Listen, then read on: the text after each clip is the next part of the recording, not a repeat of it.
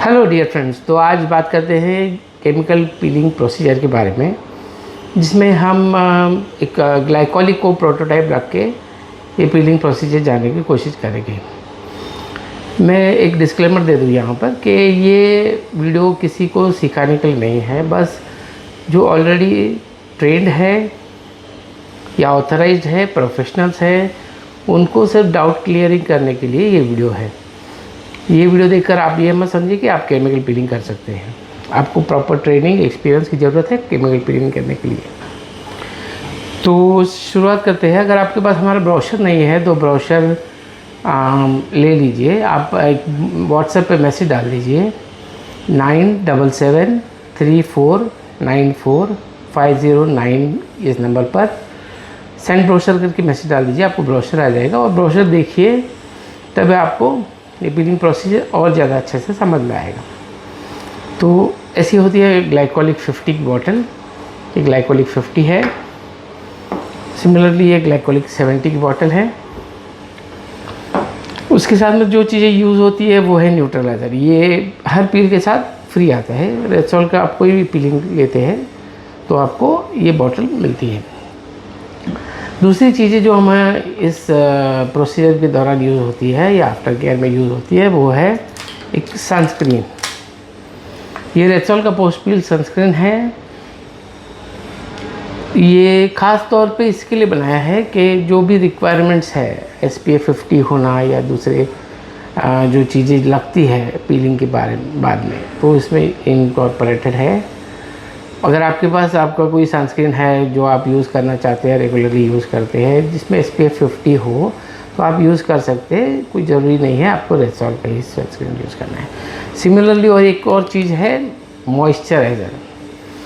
Moisturiser और sunscreen. ये after care use में होता है और इसको करीबन 1 महीना यूज़ करना होता है। 3 हफ्ते से 4 हफ्ते तक, 1 महीना आपको ये मॉइस्चराइज़र सनस्क्रीन लगाना है। सनस्क्रीन कितना लगाना है? हर 2 घंटे में एक बार।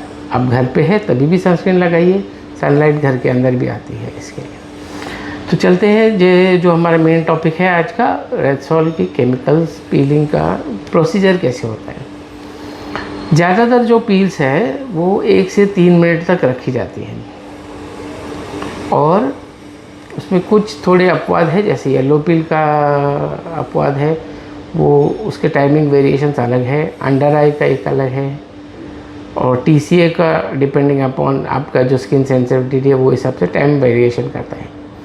तो कोई भी पील का अगर मैं एक टाइम बताऊं कि कितना टाइम रखना है, तो ऐसे नहीं होता है कि इस पर्टिकुलर पील को यही टाइम रखना पड़ेगा।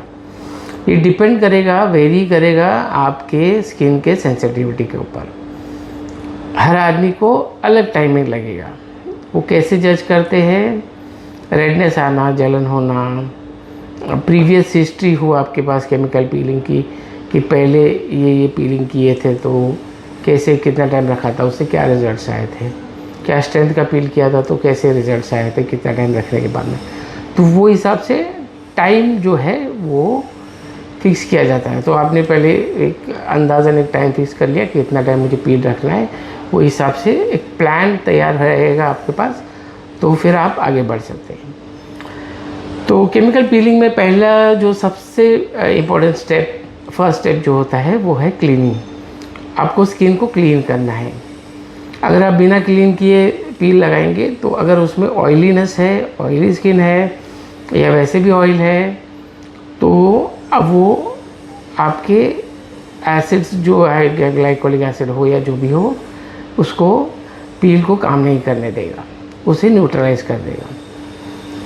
और इसके लिए पीलिंग के पहले क्लीनिंग जो है, पील एप्लीकेशन के पहले क्लीनिंग जो है बहुत इंपॉर्टेंट स्टेप है। तो क्लीनिंग कैसे करना है? अगर आपकी स्किन बहुत ज़्यादा ऑयली नहीं है और नॉर्मल स्किन है तो आप सोप एंड वाटर से भी क्लीन कर सकते हैं। अच्छा सा सोप ले लीजिए, पानी से धो लीजिए, प्रेफरेबली 2 बार धोइए। पहली बार सब ऑयल वगैरह निकल जाएगा, दूसरी बार में और क्लीनिंग होगा। उसको अच्छे से एक साफ़ कपड़े से ड्राई कीजिए, टिश्यू पेपर से ड्राई कीजिए। पूरा देखिए कि जितना भी वाटर आपने लगाया है वो सब ड्राई हो जाए। स्किन ड्राई होना बहुत ज़रूरी है। अगर आपके स्किन पर पानी रहेगा तो वो पील का स्ट्रेंथ कम कर देगा, वो डाइल्यूट हो जाएगा। पील जो है वो डाइल्यूट होता है। तो drying of skin after wash बहुत इम्पॉर्टेंट है। उसके बाद में अगर आपका स्किन बहुत ज़्यादा ऑयली है तो अल्कोहल का यूज़ कर सकते हैं आप। स्पिरिट जो है सर्जिकल स्पिरिट यूज़ कर सकते हैं, या अल्कोहल बेस्ड कोई भी क्लीनर जो है उसको यूज़ कर सकते हैं। जैसे रेक्सोल की अगर ब्रोशर देखें आप तो उसमें एक पील प्रेप सॉल्यूशन करके है। वो ज़रूरी नहीं है आप हर प्रोडक्ट पे हर पीलिंग के लिए हर क्लाइंट के लिए यूज़ करें, मगर अगर ऑयली स्किन है तो वो रिकमेंडेड है। या आप कोई भी अल्कोहल बेस्ड जो सॉल्यूशंस है या क्लीनर्स है, आप टोनर्स है, आप यूज़ कर सकते हैं। उसके बाद में उसको धो लीजिए। क्लीन करने के बाद में ड्राई अगर होता है फिर भी पानी से धोइए, फिर ड्राई कीजिए, तो आपको बेटर एक्शन होगा एसिड्स का। क्योंकि अगर उसको वहीं रख देते हैं और वो ड्राई हो जाता है और उसके अंदर कुछ ऐसे रेसिड्यूज हैं जो एसिड्स के साथ एक्ट करेंगे, तो आपके पीलिंग में रिजल्ट्स नहीं आएंगे। ये छोटी छोटी बातें हैं जो मिस्टेक करती है और फिर हमको रिजल्ट्स नहीं मिलता है। तो आपने सोप से वाटर से धो लिया, उसके बाद में अल्कोहल बेस्ड किसी प्रोडक्ट से धो लिया और उस अप्लाई कर लिया और उसको अच्छे से पानी से धो लीजिए, ड्राई कीजिए, फिर एक बार ड्राई कीजिए और अच्छे से ड्राई कीजिए। उसके बाद में आप आते हैं पील लगाने के लिए। तो पील लगाने के समय पील एक आपको जितना भी क्वांटिटी चाहिए 3 ml या एक बाउल में ले लीजिए। बाउल में लीजिए जो ग्लास का हो, प्रीफरेबली ग्लास का हो तो अच्छा रहेगा, क्योंकि प्लास्टिक्स पे एसिड्स रिएक्ट करते हैं। तो जनरली रिकमेंडेड है ग्लास का। और उसके बाद में आप एप्लीकेशन कैसे करेंगे? एप्लीकेशन करने के लिए आप या तो ब्रश का इस्तेमाल कर सकते हैं। अगर आपके पास ब्रश नहीं है, ब्रश आपको चाहिए, तो आपको किसी भी ब्यूटी स्टोर पे ब्लीच ब्रश पूछना होगा। पील्स के सेपरेट ब्रश ऐसा कुछ आपको नहीं मिलेगा। ब्लीच ब्रश जो है वो आप यूज़ कर सकते हैं पीलिंग एप्लीकेशन के लिए। उसके रेशे प्लास्टिक्स के होते हैं तो वो एब्जॉर्ब नहीं होते या रेशो को ख़राब नहीं होते, रेशो पर एक्ट नहीं करते हैं। दूसरे जो साधारण ब्रशेस होते हैं वो ना यूज़ करें, बेटर है। तो आपको यूज़ करना है ब्लीच ब्रश। ब्लीच ब्रश लीजिए या कॉटन सॉप लीजिए। कॉटन ले लीजिए थोड़ा सा और उसको डिप करके आप लगाएंगे। या तीसरा जो है वो ईयरबड है, उसमें भी कॉटन ही होता है। कॉटन आपको रेडीली अवेलेबल नहीं, ईयरबड्स है। मगर कॉटन बड तभी इस्तेमाल कीजिए जब एरिया ऑफ एप्लीकेशन बहुत छोटा है। जैसे मेलाज़्मा का कोई पील आप लगा रहे हैं, सिर्फ मेलाज़्मा पे लगा रहे हैं, तो फिर आप ईयरबड का इस्तेमाल करेंगे। और आपको बड़ा एरिया लगाना है, तो पूरा फेस लगाना है, तो आप कॉटन सॉप का इस्तेमाल कीजिए या ब्लीच ब्रश का इस्तेमाल कीजिए। ये इसलिए होता है क्योंकि जब एप्लीकेशन आप कर रहे हैं तो वो एप्लीकेशन बहुत ही फास्ट होना चाहिए। एक फेस को आप अगर पील अप्लाई कर रहे हैं पूरे फेस को, तो 20 सेकेंड्स के अंदर वो एप्लीकेशन हो जाना चाहिए कंप्लीट। क्या आपने बहुत टाइम ले लिया तो एक जगह पे आप अप्लाई करके बहुत ज़्यादा एक्सपोजर होगा, बहुत ज़्यादा टाइम हो जाएगा, और जो लास्ट जहाँ पे आपने पील किया वो कम एक्सपोज होगा एसिड्स को। तो इसलिए रिकमेंडेड है 20 सेकेंड्स के अंदर ही आपको पूरा एप्लीकेशन कर देना है। आपने बाउल में लिया हुआ है जो पील है उसको उसमें डिप कर लिया कॉटन को, कॉटन स्वाब को या ब्रश से, तुरंत ही फास्ट आपको एप्लीकेशन करना है। एप्लीकेशन करते समय एक ध्यान रखिए, कहीं पे आप ज़्यादा लगा रहे हैं कम लगा रहे हैं ऐसा मत कीजिए। जो कॉटन स्वाब आपने लिया है उसको अच्छे से डिप किया, उसको हल्का सा निचोड़ लिया ताकि एक्सेस जो अमाउंट ऑफ एसिड है वो निकल जाए, और एक हल्का पतला लेयर लगाते रहिए। बार बार डिप करते रहिए ताकि वो ड्राई ना हो जाए, दूसरी जगह पे इवनली एप्लीकेशन हो। तो ये 20 सेकंड्स के अंदर आपने अप्लाई कर लिया। अप्लाई करने के बाद में आपको डिज़ायर्ड टाइम जो है 1 से 3 मिनट, जो मैं जनरल बाकी पे सब पील्स का बता रहा हूँ, तो उतने टाइम में अपने डिसाइड रखना है। अब कैसे आपको रेडनेस दिखाई देगा या टिंगलिंग नाम सेंसेशन क्लाइंट को फील होगा या बर्निंग सेंसेशन होगा। तो आपको अगर लगे कि बहुत ज़्यादा बर्निंग हो रहा है या ये ज़्यादा तकलीफ़ हो रही है क्लाइंट को, तो आप तुरंत ही जो न्यूट्रलाइज़र है, जो पील के साथ आता है न्यूट्रलाइज़र, उसको स्प्रे कर दिए। उसको हल्का से एक सब जगह पे इवनली स्प्रे कर दीजिए। 1 मिनट रखिए। 1 मिनट के बाद में आप उसको से फिर पानी से बहुत अच्छे से धोना है। बहुत जनरस अमाउंट ऑफ वाटर लेना है, बहुत ज़्यादा पानी से उसको धोना है, ड्राई करना है, और ड्राई करने के बाद में मॉइस्चराइज़र सनस्क्रीन लगाना है। और उसके बाद में हर 2 घंटे के बाद सनस्क्रीन लगाते रहिए। दिन में 3 से 4 हफ्ते, 4 हफ्ते प्रेफरेबली।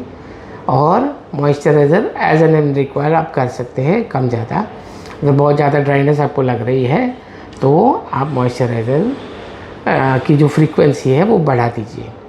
और अगर ऑयलीनेस दिख रहा है, बहुत ज़्यादा ड्राइनेस नहीं है, तो आप फ्रीक्वेंसी कम कर सकते हैं। तो ये हो गया जनरल प्रोसीजर केमिकल पीने का। अब इसके बाद में होता क्या है? इसके बाद में जनरली 2nd या 3rd डे में स्किन ब्लैक हो जाती है। किसी किसी की 1st डे में भी होती है, ब्लैक हो जाती है। ब्लैक होने के बाद में पीलिंग होता है। अब ज़रूरी नहीं है कि वो ब्लैक हो ही, और ज़रूरी नहीं है कि पीलिंग हो ही। पीलिंग होती ही है, आपको दिखती नहीं है, उसे कहते हैं माइक्रोस्कोपिक पीलिंग। तो आपको रिजल्ट्स आने हैं, माइक्रोस्कोपिक पीलिंग हो या मैक्रोस्कोपिक पीलिंग हो, बहुत ज़्यादा थिक पपड़ी भी निकल सकती है, या आपको वो पीलिंग ना दिखाई दे, इतनी कम है। अगर कम मात्रा में भी पीलिंग है तो डरिए मत। इसका मतलब यही है कि आपने या तो स्ट्रेंथ कम लिया है या टाइम आपने कम लगाया है। तो नेक्स्ट सेशन जब आप करेंगे तो आपको या तो टाइम बढ़ाना है या पील की स्ट्रेंथ बढ़ानी है, या दोनों बढ़ाने हैं, डिपेंडिंग अपॉन आपको फर्स्ट सेशन में क्या अनुभव रहा। तो आप क्या करेंगे नेक्स्ट सेशन में? अगर कम पीलिंग हुई है तो अगर आपने ग्लाइकोलिक 50 के साथ किया था तो ग्लाइकोलिक 70 कीजिए, या फिर किसी और पील पे स्विच कीजिए जिसकी स्ट्रेंथ ज़्यादा हो। ठीक है? तो ऐसे आपको एक फर्स्ट सेशन जो होता है वो एक्सपेरिमेंटली होता है। आप जिसकी भी स्किन कर रहे हैं, स्किन पे पीलिंग कर रहे हैं, तो वो आपको उसकी सेंसिटिविटी जानने के लिए। अब सेंसिटिविटी के लिए दूसरा कोई मापदंड ऐसा है नहीं है। आपको जब आप पीलिंग करेंगे तभी आपको ध्यान में आती है कि सेंसिटिविटी क्या है। उसके बाद में आप नेक्स्ट या सेशन या कभी भी आप उसके पीलिंग करेंगे तो आपको उसके जो कौन सा पील यूज़ करना है और टाइमिंग कितना रखना है वो आप डिसाइड कर सकते हैं। दूसरी बात ये है कि कभी भी आप जब पीलिंग करते हैं तो हर चीज़ को क्लाइंट को ठीक से समझाइए कि स्किन डार्क होगी, 4-5वें दिन में पीलिंग शुरू होगी, जो 5वें-7वें दिन तक कंटिन्यू रहेगी। जो स्किन पील हो रही है उसको खींच के नहीं निकालना है। आप अगर खींच के निकालते हैं तो अंदर की जो रॉ स्किन है, जो पूरी तरह भरी नहीं है, हील नहीं हुई है, उसको आप सन को एक्सपोज करते हैं, एनवायरनमेंट को एक्सपोज करते हैं, जिसकी वजह से ब्लैकनिंग हो जाती है बाद में। तो इसी के लिए जितना ज़्यादा टाइम लगे स्किन पील होने को वो बेटर रहता है।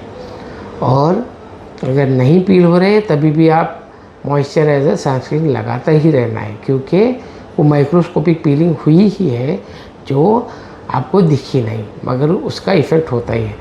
तो अगर आपको रिज़ल्ट जैसे बहुत ज़्यादा पीलिंग का नहीं दिखा तभी भी आपको सनस्क्रीन मॉइस्चराइज़र लगाना बहुत ज़रूरी है। तो ये था आज का हमारा वीडियो जनरल पीलिंग प्रोसीजर के बारे में, और ग्लाइकोलिक पील के बारे में जो हम बता रहे थे। ग्लाइकोलिक पील ये एक डिराइव्ड फ्रॉम शुगर केन है। शुगर केन से ग्लाइकोलिक एसिड प्राप्त किया जाता है, और ये एक बाकी सब पील से ज़्यादा सेफ़र पील माना जाता है, इसलिए बहुत ज़्यादा यूज़ होता है।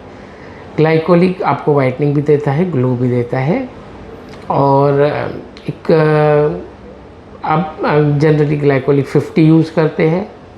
अगर आपको बहुत ज़्यादा आइडिया नहीं है स्किन की सेंसिटिविटी के बारे में, या आपको आइडिया है और अच्छा टॉलरेट करता है क्लाइंट, तो आप 70 यूज़ कर सकते हैं। बहुत ज़्यादा बिगनर्स है, बहुत ज़्यादा डर रहे हैं, तो ग्लाइकोलिक 30 भी यूज़ कर सकते हैं। और आपको पीलिंग नहीं चाहिए बहुत ज़्यादा, और एक माइक्रोस्कोपिक पीलिंग से ही आप संतुष्ट हैं, सिर्फ आपको ग्लो के लिए पील कर रहे हैं, तो ग्लाइकोलिक 20 भी यूज़ कर सकते हैं।